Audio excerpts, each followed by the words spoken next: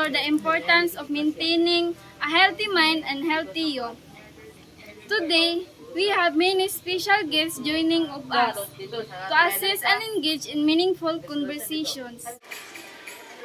Past We are lives. delighted to hear and discuss the vital topic of mental well-being. Cultivating a supportive social network and seeking professional help when are also crucial steps toward maintaining mental wellness. Could you share some light on what it means a healthy mind and healthy you? Absolutely, a healthy mind, healthy you encompasses various aspects, including emotion, resilience, cognitive flexibility, and overall psychological well-being. About maintaining balance, managing stress effectively, and nurturing positive thoughts and emotions.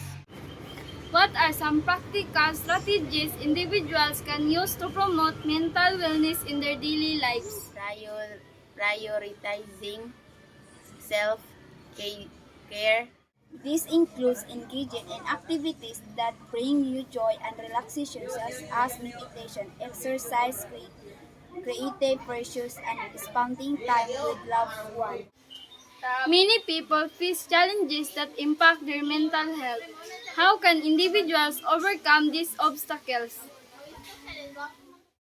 Building resilience is essential.